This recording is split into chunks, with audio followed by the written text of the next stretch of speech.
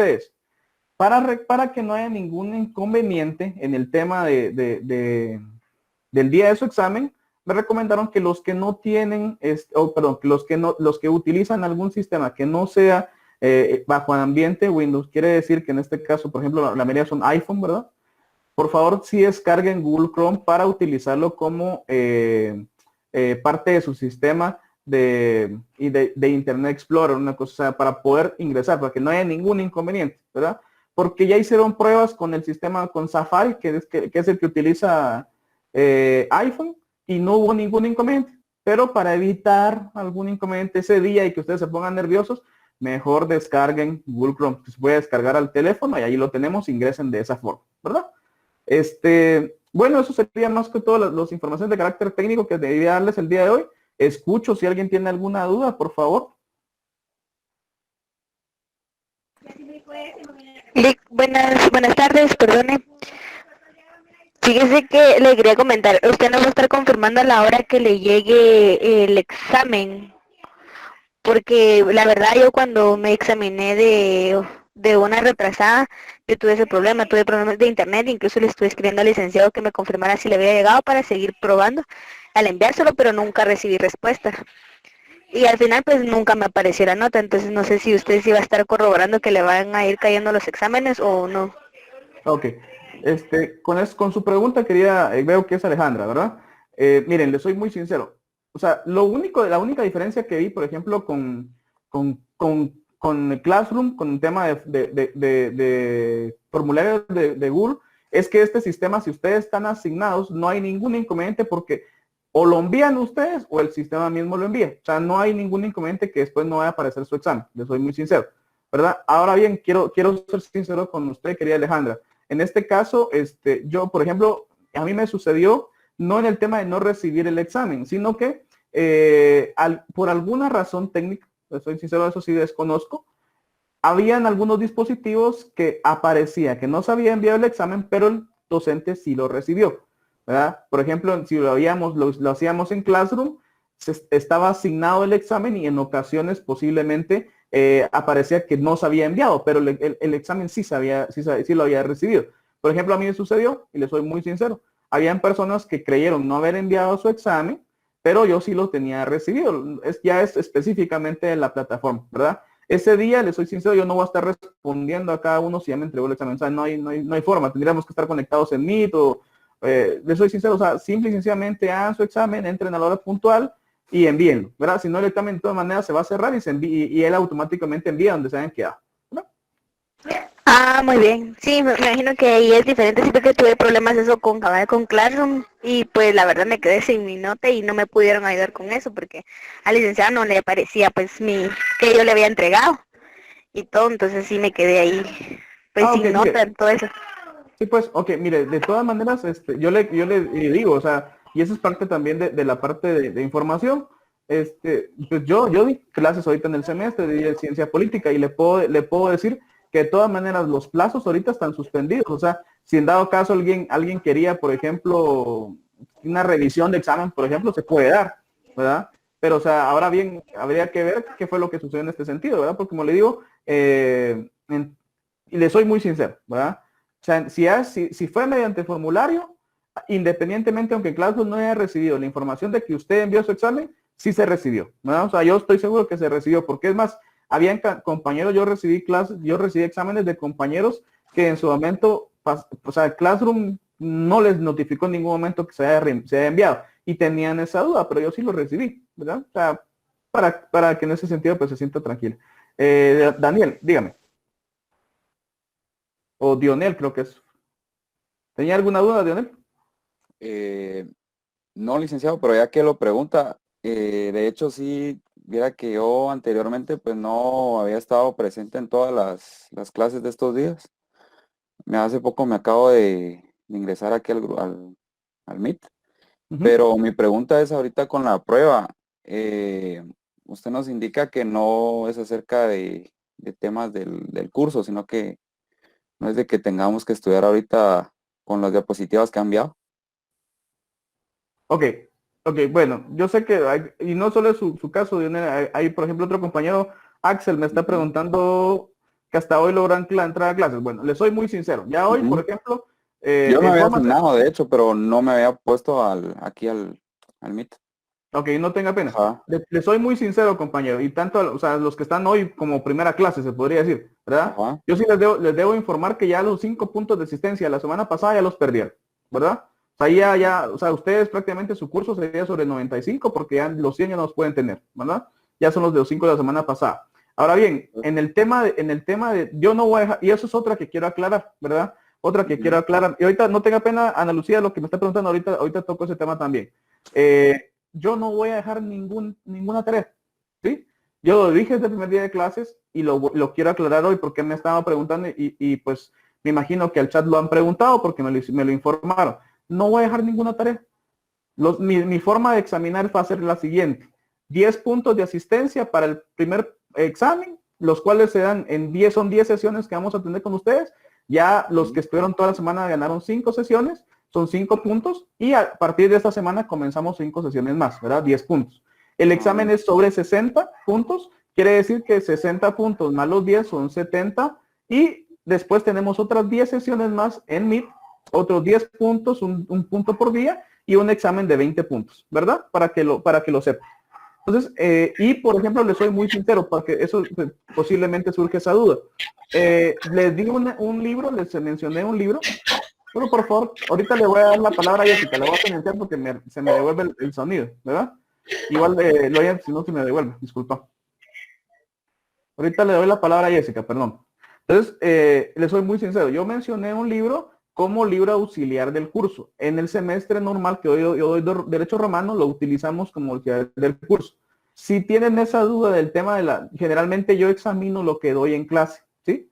Yo lo que estoy utilizando ahora, ya que no tengo un pizarrón, es diapositiva. Entonces, lo que le dije a sus compañeros es que ya voy pasando las diapositivas y con todo gusto ustedes lo que pueden hacer es tomarle un screenshot, ¿verdad? Esa es la forma. Entonces, pues para que lo sepan en ese sentido, para que no sé, para que no haya alguien que tenga alguna duda sobre esto, si no toco otro tema que es el tema que me está tocando Ana Lucía.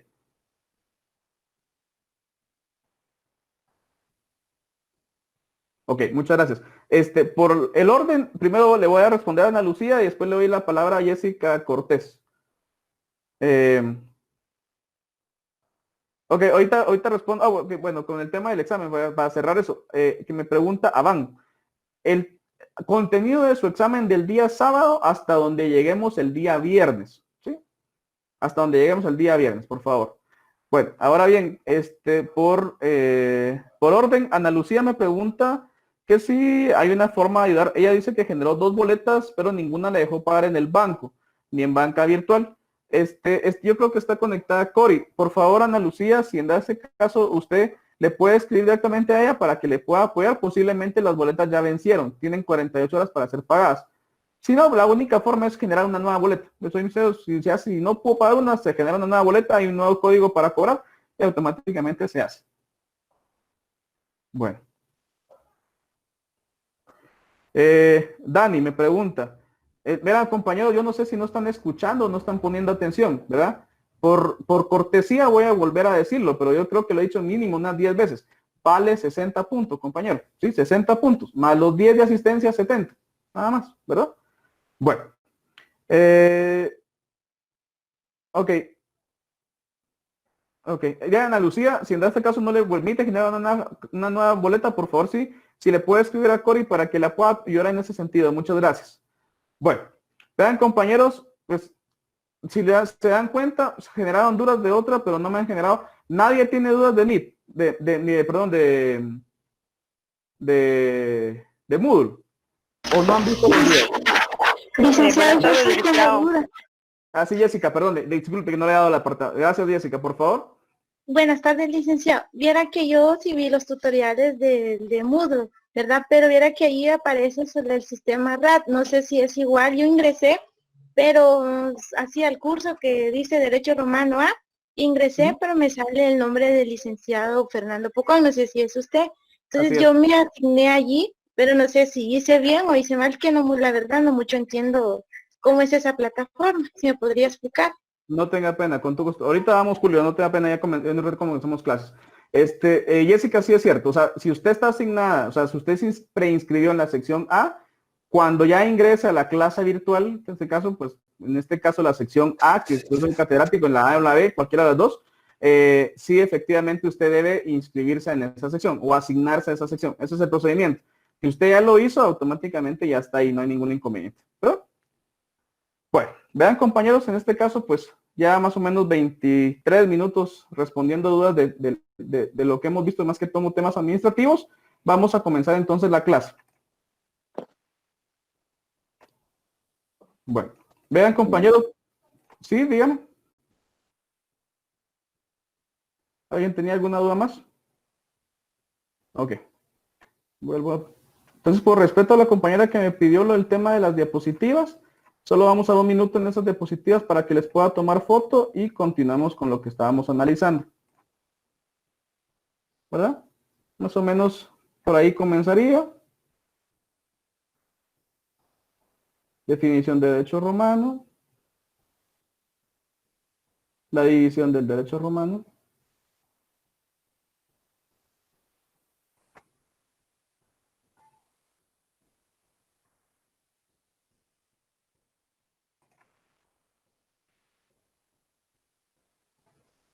Como les dije, nos vamos a enfocar específicamente en el derecho escrito.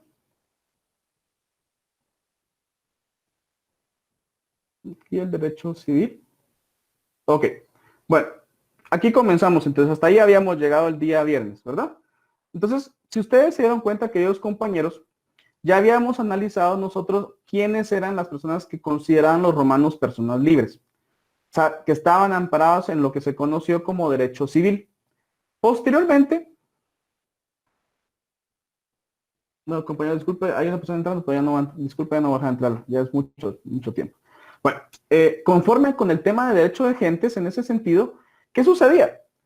Vean, los romanos comprendieron algo y hacían una clasificación a veces muy rígida en ese sentido. O era romano o no era romano. Si era romano, pues se le aplicaba entonces el derecho civil. Si no era romano, había un derecho, el jus gentium o el derecho de gentes, que exclusivamente se aplicaba a quienes no eran considerados ciudadanos romanos. Podían ser los extranjeros o a quienes se les considerara hombres libres, pero sin status civitatis, sin estado de ciudadano, ¿verdad? ¿Se recuerdan la diapositiva anterior donde veíamos nosotros quienes tenían o se consideraba ciudadanos? Pues, evidentemente a quien se le aplicaba el derecho civil. Entonces, podemos encontrar nosotros que a esa persona libre, a ese extranjero, pero que sí se encontraba dentro del Estado romano, se le aplicaba este derecho. Pero en su momento el derecho civil era preferente a los ciudadanos romanos como tal, ¿no? Entonces, si nosotros nos damos cuenta dentro de las fuentes, podemos encontrar que dentro del derecho escrito habían 2 tipos de normas jurídicas. Unas de uso exclusivo del romano y otras de uso exclusivo específicamente de quienes no eran ciudadanos romanos, pero sí se encontraban en la calidad de ser hombre libre, ¿verdad? Recordemos el tema de los esclavos, no eran evidentemente personas, no eran reconocidos como personas ante el Estado, por tal motivo no podían tener ningún derecho, ¿verdad? A excepción, cuando en su defecto, ¿verdad?, eran puestos en libertad o les quitaban la esclavitud, pero eso es muy distinto, ya esos pasaban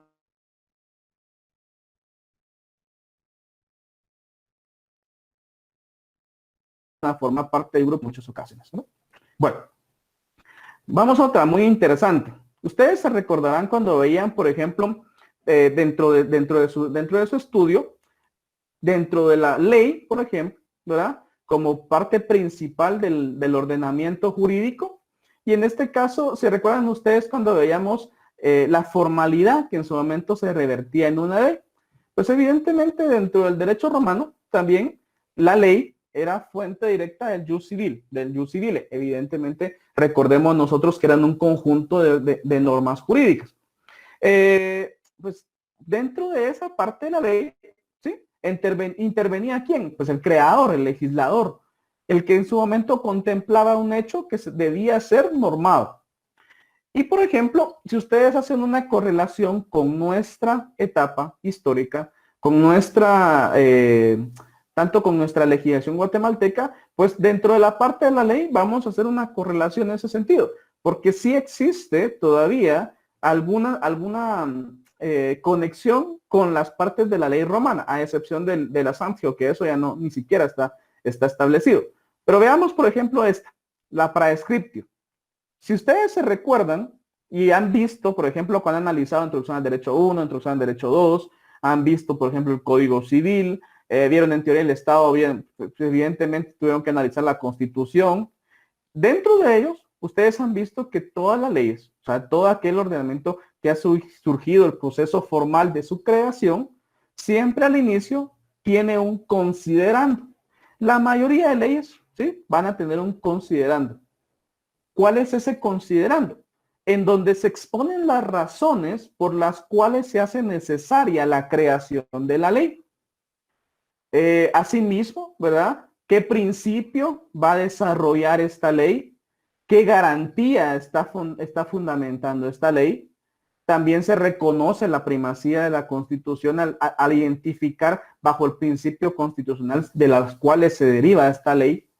Y sobre todo, lo que nos va a exponer o a indicar es las razones de su creación. ¿Por qué se hace necesaria regular sobre un aspecto administrativo, aspecto judicial, aspecto de orden social, de orden cultural, de orden político, este conjunto de normas jurídicas?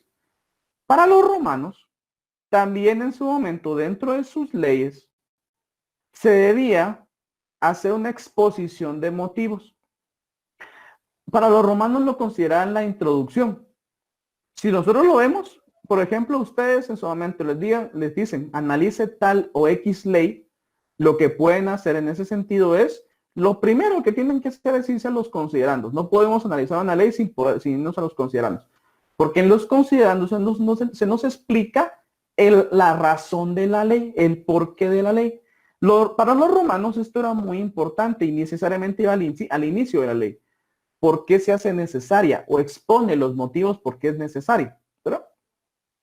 La rogatio era específicamente todo el cuerpo de la ley. Vean nuestras leyes actualmente. Viene siendo la misma forma.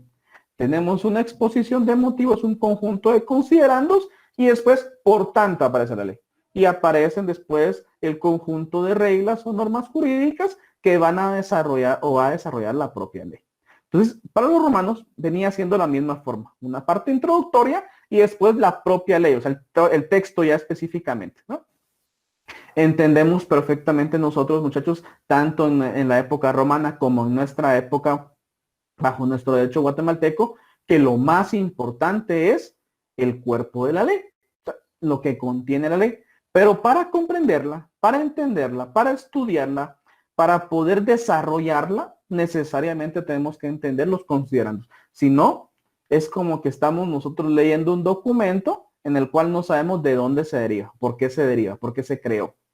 Ahora bien, dentro de la parte de la ley interesante que tienen los romanos, y esto sí no tiene ninguna correlación con nuestro derecho guatemalteco, porque eso ya no existe, es la Santio.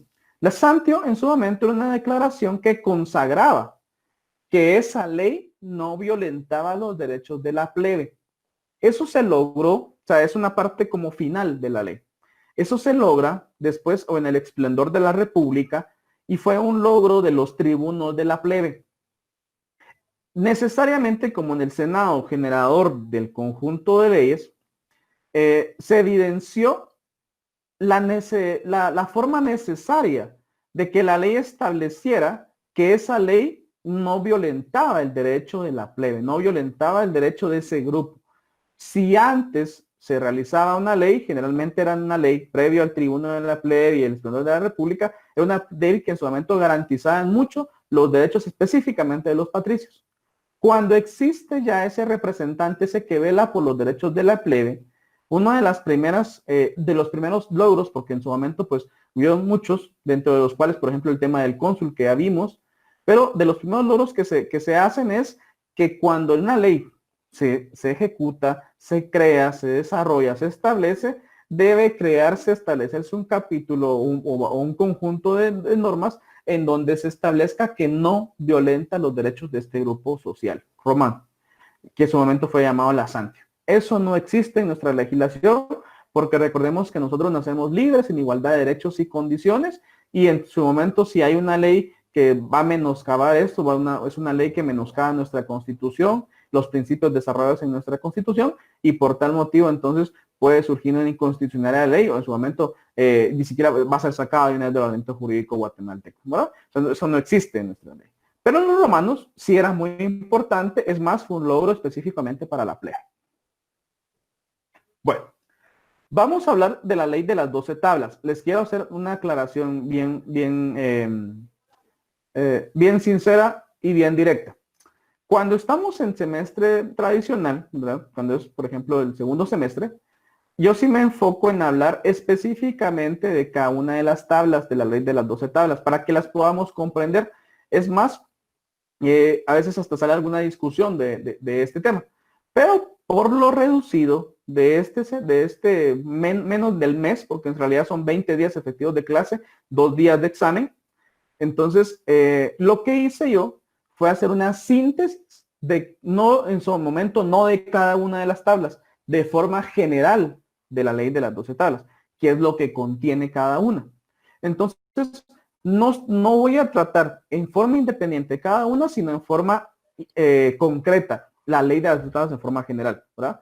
Es más, si lo vemos por tarea de examen, yo lo voy a examinar así como lo estoy dando aquí, ¿verdad? No quiero que después vayan a ustedes a pensar que yo lo voy a examinar de forma independiente cada una de las tablas. No, o sea, lo voy a examinar así como lo vamos a ver aquí, ¿verdad? Bueno, ¿qué fue la ley de las 12 tablas? Y si en su momento recordamos un poco quiénes lo crean, pues es un magistrado de carácter extraordinario llamado decemviro, el cual estaba encargado de crear la ley de las 12 tablas. Se considera que al menos hubieron 10 magistrados, 10 decemviros que de forma colectiva idearon cómo unificar todo ese derecho tradicional en un derecho escrito. Y a raíz de ello, pues se deriva la ley de las 12 tablas, ¿verdad? En forma sencilla, es un conjunto de reglas escritas, ¿verdad? Para evitar esa aplicación, por decirlo así, discrecional que se hacía en cada una de las regiones romanas. O sea, ya esto nos especifica cómo actuar, el proceder de la misma, ¿verdad? En ese sentido, vuelvo a insistir, no voy a hablar de forma independiente de cada una, sino en concreto de la ley de las 12 tablas. ¿Qué regularon? ¿Qué identificaron? ¿Qué establecieron ellos como parte general? Dentro de uno, establecen la defensa de los derechos particulares. En ese sentido, establecen cómo se va a desarrollar el juicio, cómo se va a velar tanto por los derechos de los patricios como de los plebeyos, analizando específicamente que se les aplica el jus civile. En su momento también, qué medios de defensa pueden en su momento utilizar, qué otros documentos en su momento pueden utilizar como prueba. O sea, fue muy interesante porque esto prácticamente comenzó a regular el debido proceso. Previo a ello, en su momento, generalmente cuando se iniciaba un proceso jurisdiccional romano, los medios de defensa eran muy estrictos, no había una forma específica. Cada uno lo podía hacer de distinta forma. En algunas ocasiones no se utilizaba, por ejemplo, al abogado, que en su momento fue a raíz de la República y posteriormente se realizó en el Imperio. En ocasiones ni siquiera se permitía la utilización de alguien especializado en la materia, ¿verdad? Entonces, muy importante este tema. Posteriormente, y esto creo yo que fue en donde ellos pusieron más énfasis, y una de las reseñas históricas, y no solo históricas, sino que también jurídicas, que más nos ha fundamentado nuestro derecho. Cuando ellos establecen que debe haber un juicio específico y un debido proceso. O sea, quiere decir una serie de etapas concatenadas que llevan a un fin. O sea, si no se siguen esas etapas, se está violentando el derecho de las personas que están dentro del juicio. Esto es muy interesante porque veamos en su momento lo que sucede en nuestra realidad. Pues nosotros sabemos perfectamente que se debe cumplir el debido proceso, que las etapas se deben seguir una seguida de la otra, y que si en algún momento hay una vulneración a la misma, pues en su momento podemos presentar los recursos necesarios y el proceso se retrotrae al momento donde fue violentado, ¿verdad? Pues podemos presentar hasta un amparo, por ejemplo, ¿verdad? Hay distintas formas, pero eso los romanos lo establecieron, ¿por qué? Porque evidenciaron que en las distintas regiones, y todavía es más en Roma, no había un único proceso, no había un proceso, una serie de etapas, sino que realizaban el juicio, realizaban en su momento el derecho como se les diera la gana, ¿verdad? Bueno, otro muy importante, el tema de la patria potestad.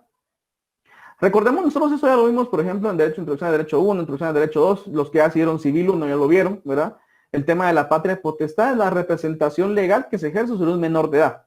Entonces ahí establecieron los romanos los documentos necesarios, porque en su momento, ¿cómo reconocer mi ascendencia común? Pues evidentemente con los documentos que establecieron la representación en su momento de ascendencia y de descendencia, que a raíz de la ley de las dos tablas ya hubo un proceso específico cómo hacerlo, ¿verdad?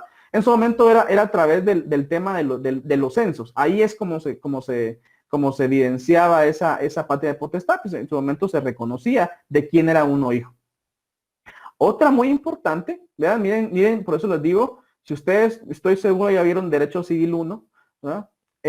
Interesante este tema. ¿Por qué? Porque ustedes todo este tema de la persona, la personalidad, la capacidad, ya lo saben. Ya vieron divorcio, ya vieron matrimonio, o sea, todo el libro 1 y 2 de las personas y de la familia, lo vieron. Entonces, interesante todo esto porque, por ejemplo, ahí aparecen las primeras formas de divorcio, ¿sí? Recordemos, se los he mencionado infinidad de veces, esta sociedad era extremadamente machista. Lógicamente entendemos que dependían del pater y el pater era hombre. Y lo que evidenciaron o lo que en su momento lograron fue identificar cómo, ¿verdad?, romper ese vínculo derivado del matrimonio. Una de las formas que en su momento, porque tradicionalmente se hacía y eso en su momento vulneraba los derechos tanto de los integrantes de la familia, por ejemplo, de forma por costumbre, si la mujer huía por 3 días del hogar conyugal, automáticamente queda divorciada, ¿no? Entonces ellos lo que hicieron fue regular esa condición, pero la forma del proceso de divorcio que se debía seguir, ¿verdad? Porque ahí sí entonces se iniciaba un proceso para evidenciar esta condición y lógicamente cambiar el estatus de la persona, ¿verdad? Pero en su momento, en forma sencilla, interesante el tema del divorcio, porque son temas que en su momento son muy actuales, muy recientes, ¿verdad? Lo hemos visto en derecho civil, pero quienes iniciaron con esos temas fueron los romanos. El tema de la sucesión de bienes. Es muy interesante. Ustedes, por ejemplo, todavía no han llegado a ver eso, pero lo van a llevar cuando ustedes estén en notariado 3, ¿verdad? La sucesión, pero ustedes ya la conocen. Por ejemplo, en civil, me imagino que lo vieron. De hecho, en Introducción al Derecho 2, me imagino que lo vieron. El tema de la sucesión hereditaria. Recordemos que uno puede suceder en vida, ¿sí? Ustedes pueden en su momento hacer una compraventa, pueden en su momento hacer una donación entre vivos, ¿verdad? Ustedes lo que están haciendo es con su patrimonio decidiendo a quién se lo dejan en forma sencilla. Pero ¿qué sucede en este caso si al fallecimiento de la persona no decidió sobre sus bienes personales, tanto muebles como inmuebles? Pues los romanos entendieron, ¿verdad? Establecieron qué sucede con este proceso. Pues lo hicieron, o sea, no modernamente hay un proceso ya sea testamentario o intestado, dependiendo si hay testamento o no hay testamento. Los romanos fueron más prácticos, no se fueron tanto al testamento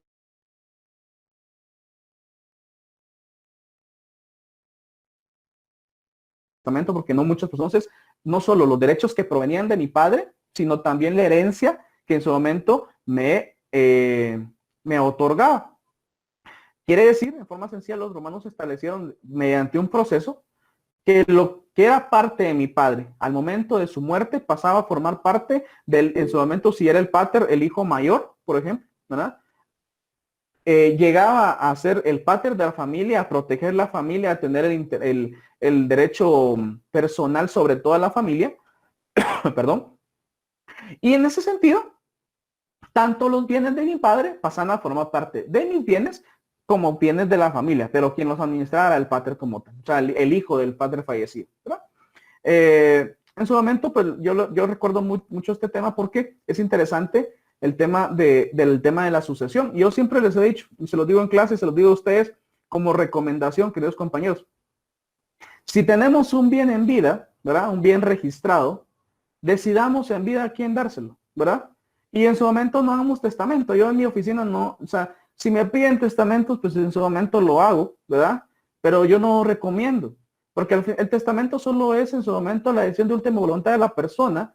Va a gastar un poco más, o sea, menos de lo que sería en su momento una compraventa o una donación, pero el fin de cuentas es dejarle un problema a sus herederos, porque tanto proceso sucesorio testamentario como intestado siguen el mismo proceso. La diferencia va a ser que en la Junta de Presuntos Herederos ya no son presuntos herederos, sino son herederos porque se va a leer el testamento. Pero el impuesto de herencia, legados y donaciones se tiene que pagar, el proceso tiene que continuar, se tiene que pedir los informes a los registros, el proceso es casi igual. Yo generalmente lo que recomiendo es que en vida mejor decida, ¿verdad? Tengo 2 hijos y le quiero dejar una casa, se los dono y ya estuvo, ¿verdad? No se lo, bueno, y si no se los quiero dar, pues se los vendo, ya estuvo, una compra-venta, pero a fin de cuentas no me la van a pagar, pues se pone un precio en su momento representativo, por eso es que mejor prefiero las donaciones. Y todavía la gente me pregunta, ¿y qué puedo hacer después? Pues en su momento se establece un usufructo, ¿verdad? Que la persona no puede vivir en la casa hasta que se muera, ¿verdad? Entonces van a decir, nosotros somos propietarios, pero puede en su momento él disfrutar la casa hasta que fallezca, tanto él como el esposo. ¿Qué sucede? Ya pagamos los impuestos, ya somos propietarios, fallece mi papá, fallece mi mamá, ya podemos decir sobre la casa. Entonces, vean, y esto es tan importante porque los romanos lo establecieron de esta forma. O sea, no solo el legado que me deja mi padre por el nombre y la representación por ascendencia que tengo, sino también los derechos que me pertenecen a raíz de los bienes que son parte de la familia, ¿no? El tema de la tutela de los hijos es muy importante porque recordemos que el pueblo romano, o la civilización romana, evidentemente muchos de ellos eran parte del ejército.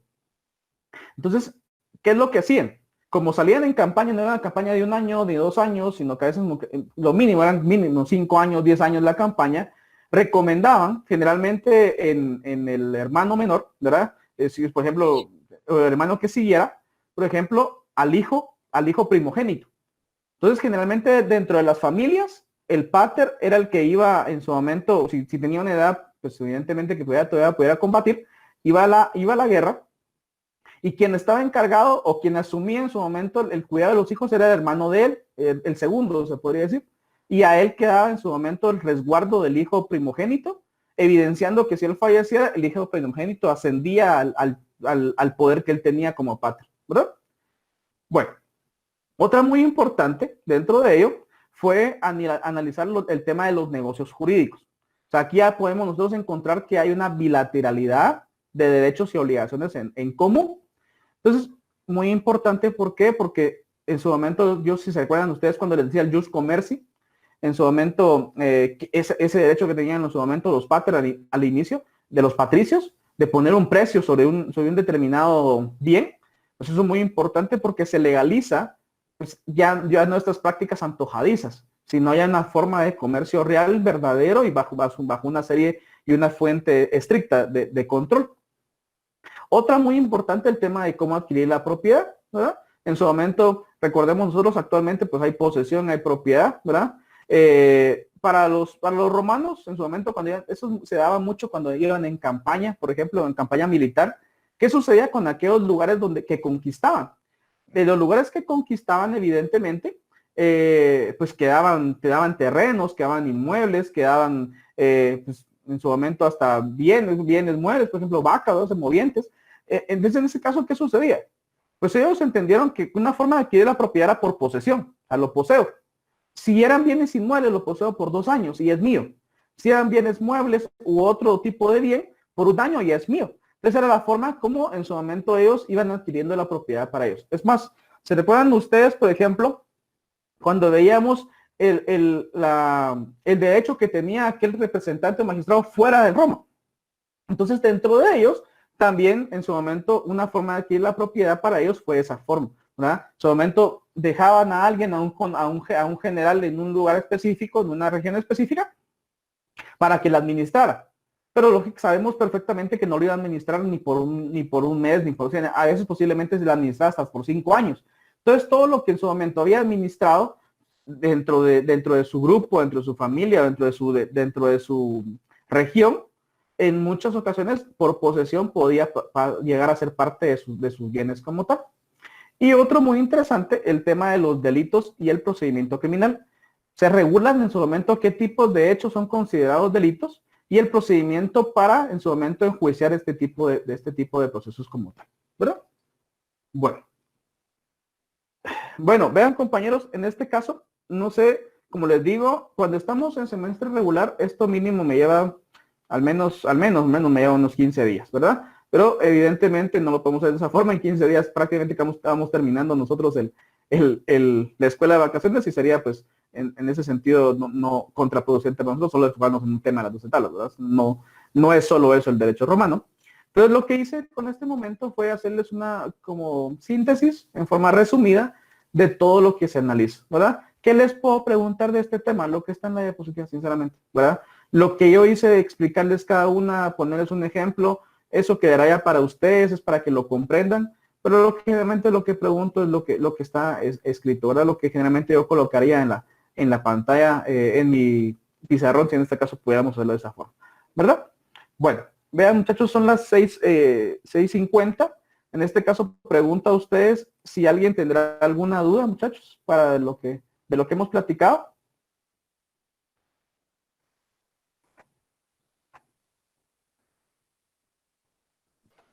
Ninguna leak.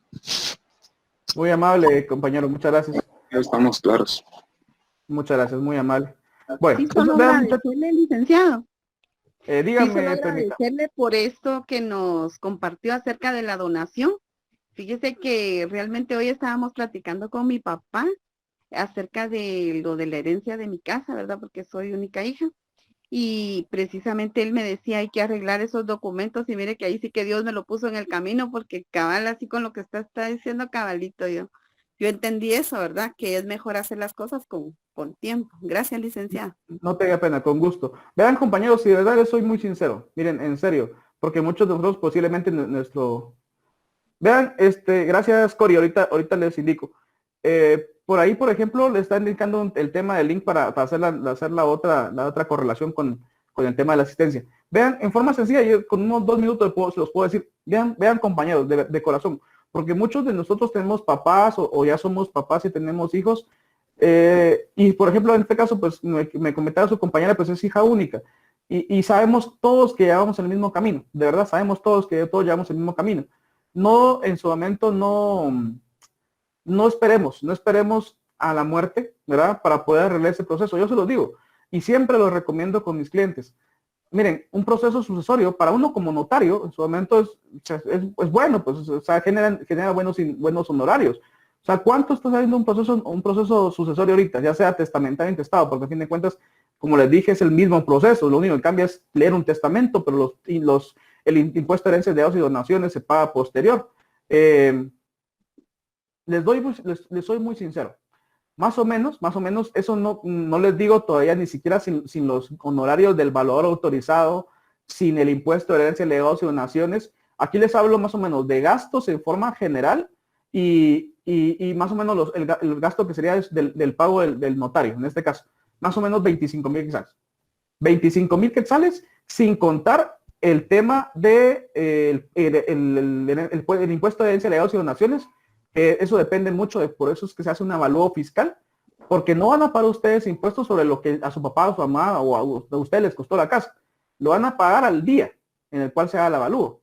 Y sabemos que perfectamente, miren, por muy barata que sea una casa, aunque esté, les digo porque yo generalmente llevo algunos procesos de esos, yo he encontrado, por ejemplo, que a pesar de que está en área roja, a pesar de que está en un área roja, no baja un avalúo de 80,000 quetzales. Entonces, sobre 80,000 van a pagar el impuesto. Más los 25,000, más el evaluador fiscal vale unos 3,000, cobra mínimo de honorarios. Entonces, estamos hablando de alrededor de unos 30, 35,000, 40,000 quetzales. Contrario que si lo hacemos en vida, solo tenemos que ver cuánto costó la casa, si es primera o segunda compraventa, no le saldrá, dependiendo si posiblemente sea segunda compraventa, no le sale más de unos 10,000 quetzales o 12,000, ¿verdad? Entonces nos ahorramos, pero ya decidimos en vida y después, y si mi papá quiere seguir viviendo ahí, mi mamá quiere seguir viviendo ahí porque nos dejó la casa o nosotros los dejamos a nuestros hijos, pues un usufructo vitalicio no hay ningún inconveniente, fallecen ellos y después se cancela un memorial y la certificación de defunción, ¿verdad? Bueno, vean, por los temas que están preguntando en el chat, en el tema para poderse anotar, debe ser en WhatsApp, por favor, compañeros, si lo hace acá le va a dar error, creo yo, ¿verdad? Bueno, por la hora, queridos compañeros, entonces, si no hay dudas, no sé si tendrán alguna duda. Bueno, entonces, estamos ahí, muchachos, por favor, nos seguimos dando el día de mañana. Les vuelvo a indicar, por favor, yo se los comunico el día miércoles de nuevo, pero el día jueves no vamos a tener sesión activa en Meet, sino que vamos a hacer una prueba piloto. No va a tener ningún punteo más que su asistencia, el punto de su asistencia. Es más, no voy a preguntar cosas del curso, ¿verdad? Sino que algunas preguntas, 2 preguntas, tal vez 3 preguntas, solo para que ustedes vean cómo es el proceso del examen, ¿verdad? Bueno, vean, compañeros, entonces para mí ha sido un placer estar con ustedes nuevamente.